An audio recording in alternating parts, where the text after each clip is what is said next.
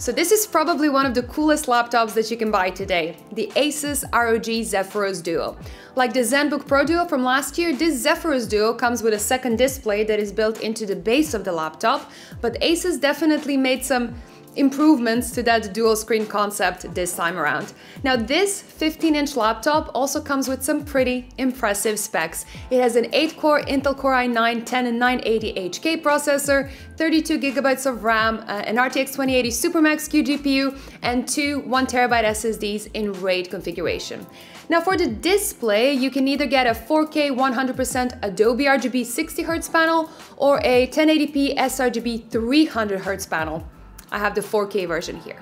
Now, of course, all of the above makes it one of the most expensive laptops on the market as well. This top spec configuration will cost you around 4,600 euros here in the Netherlands.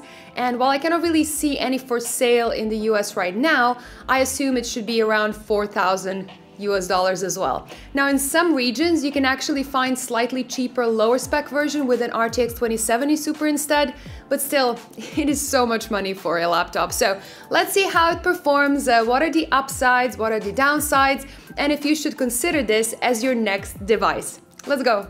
This video is brought to you by Corsair and their K95 RGB Platinum XT mechanical keyboard. The new K95 features a beautiful aluminum design, Cherry MX switches, dedicated media buttons with an extra row for dedicated macro keys, extra durable PBT caps, and a very comfortable and soft wrist rest. Check it out using the links in the description below.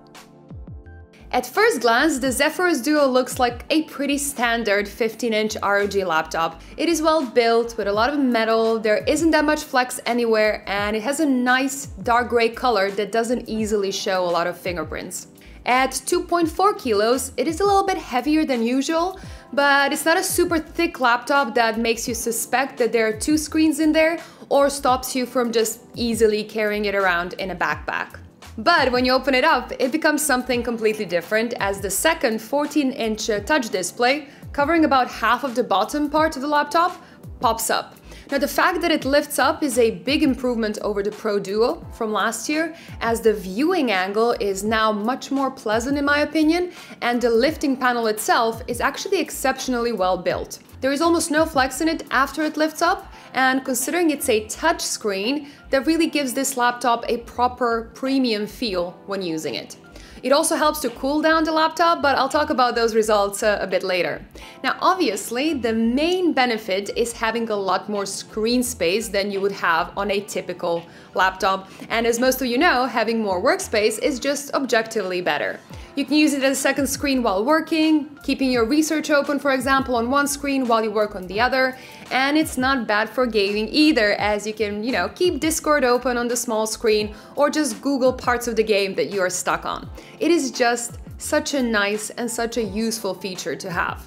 But having the second screen does mean that the keyboard had to be moved front and the touchpad to the side of the laptop. I personally don't mind the keyboard position much. I had no problems getting used to it right away, even though you kind of do have to sit a little bit further away from your laptop than usual.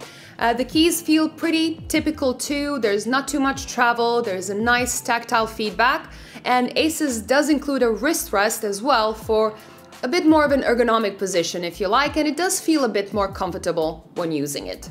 The touchpad is a bit different though. The fact that it's smaller does limit the usability a little bit, and the position on the right side makes it really harder to swap between the keyboard and the touchpad quickly. So I would say it's more for incidental use.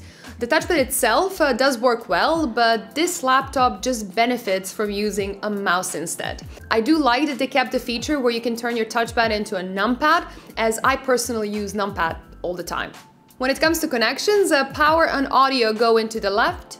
You get two USB 3 Type A ports and a USB 3.2 Gen 2 Type C port with Thunderbolt support on the right side. And on the back there is Ethernet connection, a USB 3.2 Gen 2 Type A port, and an HDMI 2.0B port that will support 4K 60Hz monitors.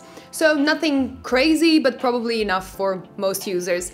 I do wish that the power connection was further to the back or behind the display as well, but I do like that at least your USB mouse and network cable are completely out of your way. In terms of CPU performance, the 8-core Intel Core i9 does a really good job in both single and multi-core performance. It's the kind of CPU that can do anything you want. Then again, if all you need is CPU performance, there are much cheaper options out there that can do just as well.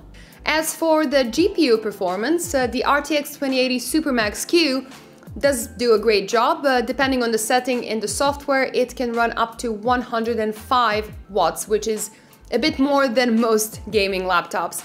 And as a result of that, this Zephyrus Duo ends up really high in the game performance charts. So if you're mostly considering this Zephyrus Duo for gaming, do get the one that has a 1080p 300Hz display instead. Now you can still play some lighter games on 4K, but most games you will want to run on 1080p and you'll want the high refresh rates and response times that 300Hz display has to offer, especially for faster games.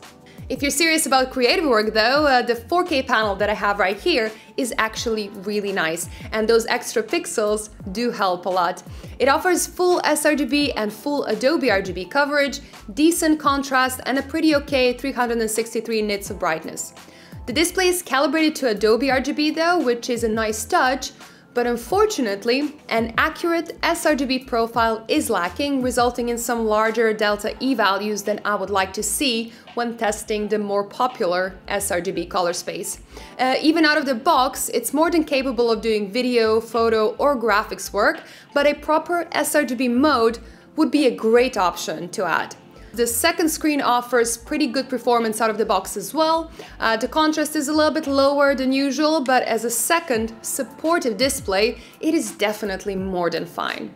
One of the weaker aspects of this laptop is actually its battery life. Even though there is a pretty large 90 watt-hour battery in there, and even with the second display disabled, battery life is just not great at all.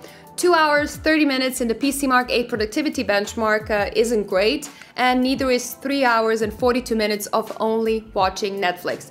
Now you will get a little bit more, around 4 to 4.5 hours of light use, but that's pretty much nothing compared to most modern laptops on the market currently. Combined with its weight and the touchpad position that favors a mouse, it just feels more like a desktop replacement that you can, just put out somewhere with a mouse and a charger instead of a very mobile workstation, in my opinion. On the other hand, the thermal performance of this laptop is just great. Now, most high-spec laptops I tested recently struggle to keep the CPU below 90 degrees Celsius, but this Zephyrus Duo has no problems with that. Gaming in the default performance mode shows really comfortable CPU and GPU thermals, combined with pretty good clock speeds and not too much noise actually. 44.9 decibels is definitely audible, but it is still quieter than most gaming laptops currently. If you game in turbo mode, there is an interesting shift of power away from the CPU towards the GPU when a game asks for it, so generally this mode would be better for games, but it might vary per game, so you should just test it out. Both modes show good thermal results, so it doesn't really matter. If you run a CPU-only stress test, ASUS does allow the CPU to draw a crazy amount of power, going up to 90 watts, which is an insane amount for a mobile CPU. And obviously, with that much power being used, the CPU does get hot and the fans need to work more. But it still keeps it under control. In performance mode, the CPU can still use up to 70 watts, but at only 84 degrees Celsius. It just shows how well the whole thermal design works in this laptop. If you prefer silence, the silent profile shows a good balance as well. You get good performance, solid thermals, and a heavily reduced fan speed. So again, excellent thermal result. And I would say it's so refreshing to finally see a laptop with multiple profiles that actually work like they are supposed to and all make sense to actually use. Do keep in mind that while those numbers are great, the laptop does produce a lot of heat that needs to go somewhere, and it pushes most of that on the sides of the laptop. So if you have your mouse hand close to the back right side of the laptop, you will definitely feel the hot air blowing against it.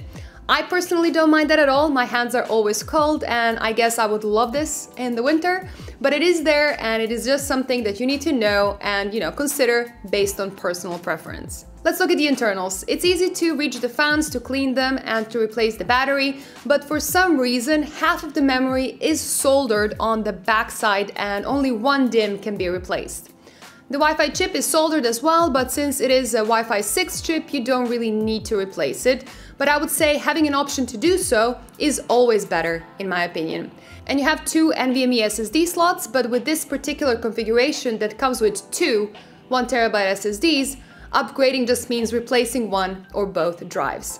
I did find it odd that even though ASUS put two SSDs in RAID, the overall performance in PCMark was actually quite disappointing. I guess they went for really high peak read and write performance, but in my opinion, PCMark just gives a better indication of real work performance, so you might be better off just reformatting each drive individually instead if you want to bother. Another possible downside of this laptop, and pretty much most recent ROG laptops, is a lack of a webcam. Now I know that some of you might consider it a good thing from a privacy point of view, but with this current crisis and so many people actually relying on online meetings, a webcam would probably have been a good thing. But the speakers are actually done pretty well and the audio coming out of this machine is just great. It has good volume, it has good detail, it has decent bass, so it's more than enough for gaming, for watching videos, or for listening to music. And I think that covers everything. Now in many ways, I would say the Zephyrus Duo is actually pretty straightforward. It's just a really good laptop with really high-end specs that offers a second display that gives you more workspace and therefore makes you more productive in so many ways. It is really well built, it performs well, especially when it comes to thermals, and it has a comfortable keyboard and a great display to work with. Now, I would say the main downsides that I see here are the limited upgradability, the lack of a webcam, and a pretty low-end battery life. And as I've said before, it just feels like it's more of a desktop replacement than a really portable laptop. Now, of course, the real main issue here would be the price. I think a lot of people will benefit from having an extra screen, but having to spend around $4,000 or 4,500 euros puts this laptop out of reach for most creators and most gamers. Now, don't get me wrong, I understand that this took a lot of work and it took a lot of engineering from the ASUS team, and it's a clearly really well thought out machine, but that doesn't make it any more accessible to everyone. So it's a fantastic laptop, but basically only for those of you that have so much money to spend that you just don't care how much this costs. And for the rest of us, I guess we will just have to wait for another year or two for this dual screen concept to make its way down to the mid-range segment instead. Now, I guess that's it for today. Let me know in the comments down below what do you think about this laptop and if dual screen is something that you would go for. And don't forget to give me a like and click that subscribe button to never miss an upload. Bye guys, see you in the next one.